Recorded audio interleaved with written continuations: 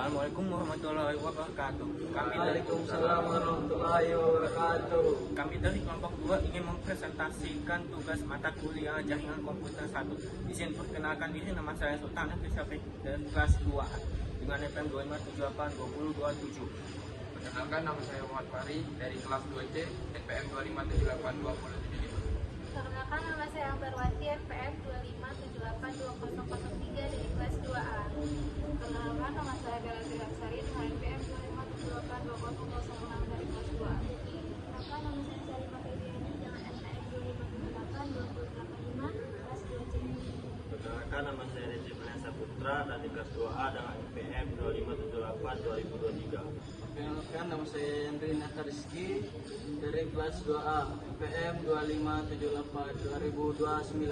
Perkenalkan, nama saya Muhammad Fawaz Majidi Utama dengan NPM 2578 2014 dari kelas 2A. Di sini kami akan mempresentasikan secara singkat tentang modul 1. Langsung aja untuk submodul 1.1 yaitu net jaringan komputer memengaruhi kehidupan. Contoh jaringan komputer yang memengaruhi kehidupan adalah sejak tahun 1997 Cisco telah bekerja untuk satu tujuan, yaitu edukasi dan kemampuan tentang jaringan internet. Langsung aja untuk modul 1.2 yaitu komponen jaringan. Di sini ada peraturan host yang berupa software server. Misalnya aja email, web, dan satu lagi file. Selanjutnya ada jaringan peer-to-peer. Host dan software server biasanya berjalan dengan komputer terpisah. Namun satu komputer bisa bekerja sebagai dua fungsi dalam satu waktu. Untuk komponen-komponen jaringan utama ada end device atau perangkat akhir yang berfungsi sebagai perangkat pengguna. Contohnya saja komputer, laptop maupun HP. Selanjutnya ada intermediary device atau perangkat perantara. Misalnya aja LAN switch, router, host, firewall. Dan selanjutnya ada net transmisi media yang itu bisa berupa jaringan berkabel, nirkabel ataupun fiber optik.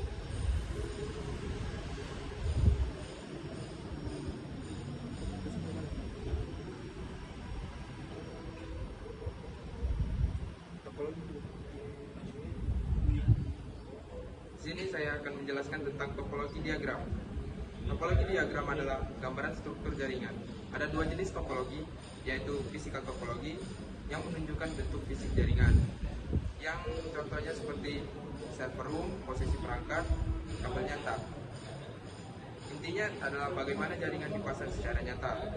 Yang kedua adalah logical topologi, menunjukkan cara kerja jaringan, yang contohnya adalah IP address, jalur data, dan koneksi antar network. Intinya adalah bagaimana data mengalir. Dan perbedaan utamanya adalah fisikal adalah bentuk nyata, logikal adalah alur komunikasi.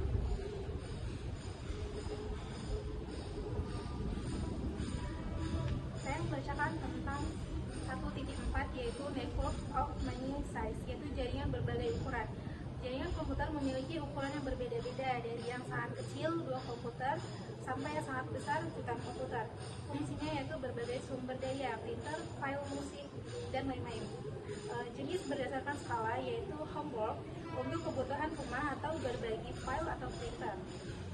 Ada juga enterprise network yaitu untuk perusahaan besar, server email, dan kolaborasi. Internet adalah jaringan terbesar yaitu disebut dengan network of networks. Dan di sini juga ada di rumah atau kantor kecil sering menggunakan peer-to-peer yaitu perangkat bisa jadi client atau server sekaligus. Yang kedua yaitu ada LAN dan WAN. Jaringan dibedakan berdasarkan luas area, jumlah pengguna, jenis layanan, pengelolaan jaringan, yaitu ada LAN, local area network, yaitu jaringan dalam area kecil, rumah, sekolah, atau kantor. Ciri-cirinya menghubungkan perangkat dalam area terbatas, dikelola oleh satu organisasi atau individu, berkecepatan tinggi, yaitu contohnya jaringan wifi rumah atau web komputer. Selanjutnya ada area network, yaitu jaringan yang mencakup area luas atau kota atau negara. Ciri-cirinya menghubungkan banyak LAN, dikelola oleh provider atau ISP, berkecepatan relatif lebih lambat dibandingkan LAN, contohnya internet. Selanjutnya ada internet. Internet adalah jaringan global yang menghubungkan berbagai jaringan di seluruh dunia. Internet tidak memiliki oleh satu pihak, melainkan dikelola oleh banyak organisasi dan menggunakan standar dan yang sama agar semua perangkat dapat saling berkomunikasi. Yang kedua ada intranet. Intranet adalah jaringan privat yang dimiliki oleh suatu organisasi. Intranet hanya dapat diakses oleh anggota internal seperti karyawan, sehingga digunakan untuk berbagi data dan informasi secara aman di dalam perusahaan. Yang ketiga yaitu extranet. Extranet adalah jaringan yang menghubungkan intranet dengan pihak luar, seperti supplier, pelanggan, dan mitra kerja. Extranet tetap aman, tetapi memberikan akses terbatas pada pihak eksternal yang membutuhkan.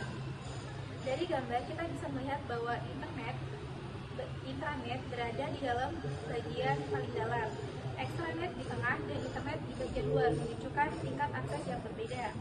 Kesimpulannya, ketiga jaringan ini memiliki fungsi yang berbeda tetapi saling terhubung untuk mendukung komunikasi dan pertukaran data. Selanjutnya saya akan menjelaskan tentang internet connection. Yang pertama ada internet access technology.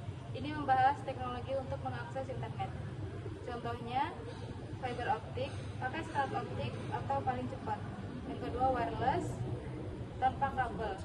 Intinya cara berbeda yang digunakan supaya perangkat bisa terhubung ke internet. Yang kedua home and small office internet connection. Di sini membahas koneksi internet untuk rumah atau kantor kecil. Ciri-cirinya adalah digunakan untuk jumlah pengguna sedikit, biasanya pakai wifi router atau modem ISP. Kecepatan cukup untuk browsing, streaming, belajar, atau kerja online. Contoh, internet rumah IndiHome, Biznet, dan lain-lain. Yang ketiga ada business internet connection. Ini untuk perusahaan atau bisnis. Ciri-cirinya adalah lebih stabil dan cepat, bisa melayani banyak user. Ada backup connection dan tetap jalan kalau putus. Intinya lebih mahal tapi lebih handal dibanding internet rumahan. Yang keempat ada the converging network. Ini membahas konsep konvergensi jaringan. Artinya satu jaringan bisa digunakan untuk banyak layanan sekaligus. Contoh Zoom atau Google Meet adalah gabungan suara, video, dan data. Dulu terpisah, sekarang jadi satu jaringan. Dan yang terakhir ada packet tracer. Bagian ini biasanya praktik menggunakan software simulasi. Software yang dipakai Cisco Packet Tracer. Fungsinya membuat simulasi jaringan, menghubungkan perangkat PC, router, switch, melihat alur komunikasi data. Intinya belajar networking tanpa harus pakai alat asing. Selanjutnya saya akan menjelaskan pada bagian 1.6, yaitu tentang arsitektur jaringan dan karakteristik intinya. Arsitektur jaringan adalah dasar bagaimana sebuah jaringan dirancang agar dapat menghubungkan perangkat manusia dan informasi secara efisien. Agar jaringan dapat berjalan dengan baik, terdapat 4 karakteristik utama yang harus diperhatikan. Pertama, toleransi kesalahan, yaitu kemampuan jaringan dalam meskipun terjadi gangguan, misalnya dengan jalur cadangan atau redundansi. Kedua, skalabilitas, yaitu kemampuan jaringan untuk berkembang tanpa menurunkan performa ketika jumlah pengguna atau perangkat bertambah. Tiga, kualitas layanan, yaitu yang memastikan data penting seperti video atau suara tetap berjalan lancar meskipun terjadi kemacetan jaringan. Dan yang terakhir, keamanan jaringan, yang meliputi perlindungan data melalui prinsip kerahasiaan, integritas, dan ketersediaan. Kesimpulannya, arsitektur jaringan yang baik harus mampu memberikan koneksi yang andal, fleksibel, berkualitas, dan aman. Di sini saya akan menjelaskan tentang tren jaringan. Jaringan menghubungkan kita dan apa yang dibutuhkan untuk menjaga kendalanya. Namun jaringan seperti hal lainnya terus berubah. Ada beberapa tren dalam jaringan yang perlu ada seiring dengan munculnya teknologi baru dan perangkat pengguna di akhir pasaran. Yang Kedua, konsep perangkat apapun untuk konten apapun dengan cara apapun adalah tren global utama yang membutuhkan perubahan signifikan pada cara kita menggunakan perangkat dan menghubungkannya dengan aman ke jaringan. Individu ingin terhubung ke jaringan tidak hanya untuk mengakses aplikasi data, tetapi juga untuk berkolaborasi satu sama lain. Kalau kolaborasi didefinisikan sebagai tindakan bekerjasama dengan orang lain dalam sebuah proyek bersama. Kalau kolaborasi seperti Cisco Webex yang ditunjukkan pada gambar. Aspek lain dari jaringan yang sangat penting untuk upaya komunikasi dalam kolaborasi adalah video. Video digunakan untuk komunikasi, kolaborasi, dan hiburan. Komputasi awan adalah salah satu cara kita mengakses dan menyimpan data. Komputasi awan memungkinkan kita untuk menyimpan file pribadi, bahkan mencatatkan seluruh drive di server melalui internet. Awan publik adalah aplikasi dan layanan berbasis cloud yang ditaruhkan di cloud publik tersedia untuk masyarakat umum. Awan pribadi adalah aplikasi layanan berbasis cloud yang ditawarkan dalam cloud privat dan ditunjuk untuk organisasi atau entitas tertentu. Dan jaringan tidak hanya memengaruhi cara kita berkomunikasi di tempat kerja dan di sekolah, tetapi juga mengubah banyak aspek dari rumah terbaru mencakup teknologi rumah pintar. Jaringan power line untuk jaringan rumah menggunakan kabel listrik yang sudah ada untuk menghubungkan perangkat seperti yang ditunjukkan. Dengan menggunakan adaptor power line standar, perangkat dapat terhubung ke LAN. Penyedia layanan internet nirkabel atau WISP adalah ISP yang menghubungkan pelanggan ke titik akses atau hotspot yang ditentukan menggunakan teknologi nirkabel serupa yang ditemukan di jaringan area lokasi nirkabel rumahan. Selanjutnya materi 1.8 keamanan jaringan.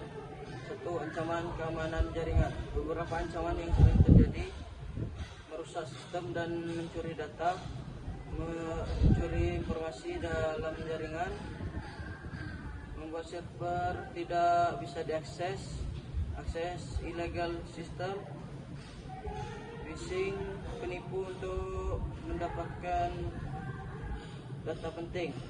2. Dampak serangan, kebocoran data penting, kerugian finalis, kerugian sistem, hilangnya kepercayaan pengguna. 3. Solusi keamanan jaringan, cara mengatasi dan mencegah: melindungi dari virus, mengamankan data, mengatasi akses, update sistem, menutup celah keamanan, backup data, menghindari kehilangan data. 4. Kesimpulannya, keamanan jaringan sering penting untuk menjaga data dan sistem tetap aman. Selanjutnya saya akan menjelaskan satu materi 1.9 yaitu IT profesional. 1. Pengerasan skill dari hardware ke software. Dunia jaringan tidak lagi hanya soal fisik, kabel, dan perangkat keras. Poin penting dari CCNA versi terbaru adalah integrasi antara infrastruktur dengan pemrograman. 2. Akses karir terjamin. Cisco tidak hanya memberikan materi pelajaran, tetapi juga jembatan kerja melalui talent bridge. Pesan utama, menjadi mahasiswa NetZ memberikan keuntungan akses langsung ke lowongan di lingkungan mitra distributor Cisco yang seringkali tidak tersedia di situs lowongan kerja umum. 3. Fleksibilitas jalur belajar. Dihapusnya persyarat bertingkat, tidak harus punya CCNA atau untuk ambil CCNP profesional, menunjukkan bahwa industri saat ini lebih menghargai keahlian nyata dibandingkan sekadar urutan gelar. Keempat, yaitu riset sebagai strategi sukses. Poin tentang praktikum menekankan bahwa menguasai teknis saja tidak cukup, mahasiswa harus memiliki kesadaran pasar. Pesan utamanya yaitu Anda harus produktif untuk mencocokkan apa yang dipelajari dengan apa yang sebenarnya diminta oleh perusahaan platform seperti LinkedIn atau Glassdoor. Kesimpulannya yaitu sertifikasi Cisco saat ini lebih modern, fokus otomatis, lebih mudah diakses, tanpa persyaratan ketat dan didukung penuh oleh ekosistem pencarian kerja yang eksklusif talent BPJS. Demikian presentasi singkat dari kami. Mohon maaf bila ada kesalahan dalam penjelasan materi. Cukup sekian dari kami akhiri. Wassalamualaikum warahmatullahi wabarakatuh.